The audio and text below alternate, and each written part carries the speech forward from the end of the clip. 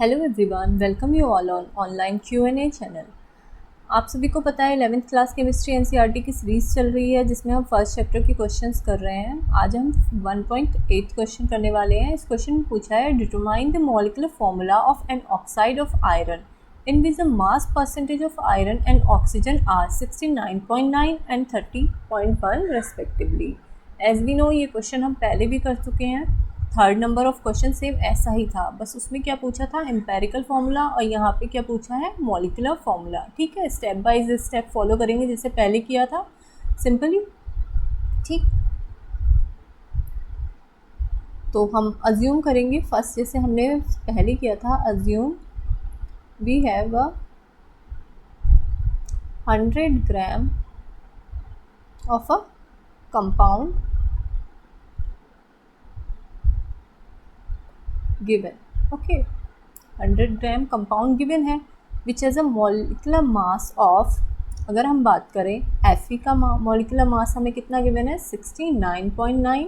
ठीक है, percentage to mass first हमने पढ़ा था ना, परसेंटेज टू मास वही है सिंपल।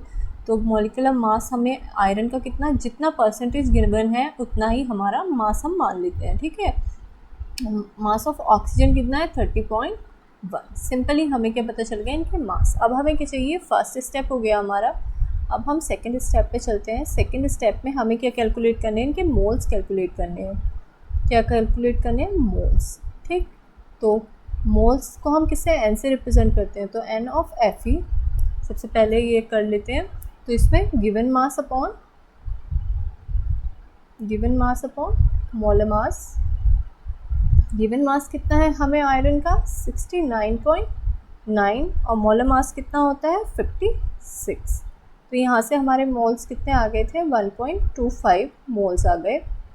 ठीक है, ये हमारे मोल्स किसके आ गए, Fe के। ऐसे ही मोल्स ऑफ ऑक्सीजन कैलकुलेट कर लेते हैं। ऑक्सीजन का मास कितना है गिवन हमें 30.1, मॉलिक्यूलर मास कितना होता है 16। ठीक, यहाँ से हमारा कितने आ गए हैं 1.88 मोल्स आ गए। ठीक, हमें मास मिल गया, उससे हमने क्या कैलकुलेट कर लिया, इनके मोल्स कैलकुलेट कर लिए। अब हम अगले स्टेप पे चलते हैं जिसमें हमने सिंपलेस्ट होल नंबर रेशियो निकालना है। ठीक है, थर्ड स्टेप क्या है हमारा, सिंपलेस्ट होल नंबर रेशियो।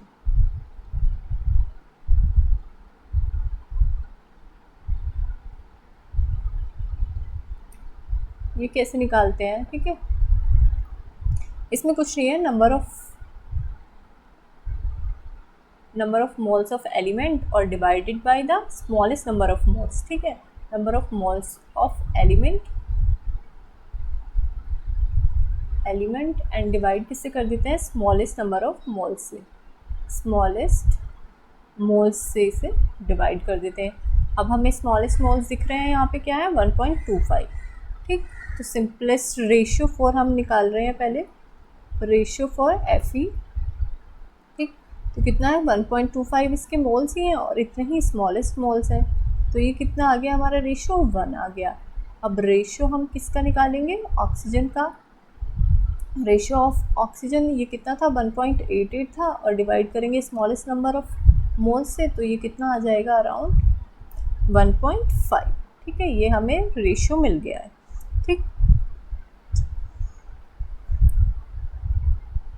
अब हमें ना एम्पेरिकल फार्मूला हमें इससे मिल जाएगा। एम्पेरिकल फार्मूला मिल गया था हमें, पहले हमने देखा था ना। ठीक है, यहाँ पे एक बार लिख लेते हैं इसे, Fe ऑक्सीजन कितना है Fe 1:1.5। अब इसे कंप्लीट करने के लिए पॉइंट में तो नहीं रख सकते, तो इसे स्मॉलेस्ट होल नंबर से मल्टीप्लाई करेंगे। स्मॉलेस्ट होल नंबर क्या है हमारा 2 है, तो यहाँ पे क्या आ जाएगा 2:3। तो ये हमारा एम्पेरिकल फार्मूला क्या आ गया Fe2O3। अब इस Fe2O3 से हम इसका मॉलिक्यूलर मास कैलकुलेट कर लेते हैं। ठीक है, क्या करना है हमें, एम्पेरिकल मास कैलकुलेट करना है।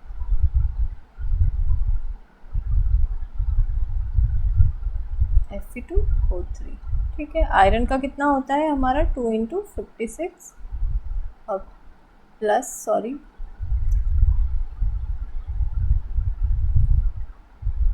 Plus 3 into 16। यहाँ से जब हम कैलकुलेट करेंगे तो ये 160 ग्राम पर मोल आ जाएगा।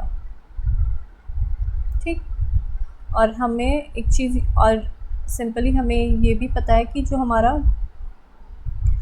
मॉलिक्यूलर मास ऑफ Fe2O3 है वो भी कितना होता है, 160 ग्राम पर मोल होता है। ठीक, तो यहाँ से हमें एम्पेरिकल मास भी मिल गया और मॉलिक्यूलर मास भी मिल गया। अब हमें क्या निकालना है, रेशो निकालना है। एक रेशो निकालते हैं जिसे हम किससे, n से रिप्रेजेंट करते हैं। उसमें क्या लिखते हैं, एम्पेरिकल मास अपॉन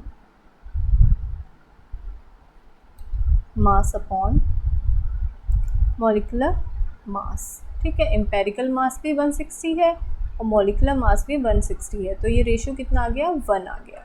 तो अब हम सिंपली देन मॉलिक्यूलर फॉर्मूला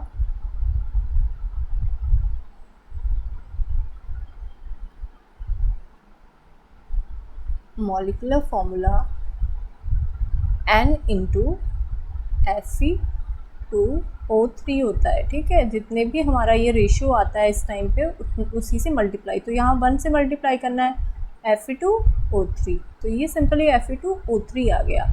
लेकिन अगर यहाँ पे 2 होता, अगर ये वैल्यू 2 आती या 3 आती, तो यहाँ पे हम इनकी मल्टीप्लाई इसकी उसी से कर देते। जैसे यहाँ पे 2 होता है तो 2 2 जाइए Fe4O की, फिर इस 3 की भी हम 2 से करते, 3 2 जा 6, तो Fe4O6 आ जाता हमारा। ठीक है, मॉलिक्यूलर फार्मूला। लेकिन यहाँ पे सिंपली हमारी n की वैल्यू क्या आई है, 1 आई है, तो हमारा मॉलिक्यूलर फार्मूला भी सेम ही आ गया है एम्पेरिकल फार्मूला के। अब स्टेप वाइज देख लेते हैं कैसे हुआ ये क्वेश्चन। सबसे पहले हमने क्या किया, हमें जो सॉल्यूशन दिया है, हमें पता है ये जो दिया होता है ये किसी 100 ml या 100 लीटर या जो भी 100 ग्राम ऑफ सॉल्यूशन की बात की जाती है। ठीक है, तो उसमें मास ऑफ Fe जो दिया है 69.9 दिया है ग्राम, और ऑक्सीजन का जो है 30.1 ग्राम दिया है। इसी से हमने मोल्स कैलकुलेट कर लिए, आयरन के भी और ऑक्सीजन के भी। फिर हमने क्या किया, simplest whole number ratio calculate कर लिया। यहाँ तक सिंपल था। उससे हमें क्या मिल गया, एम्पेरिकल फार्मूला मिल गया।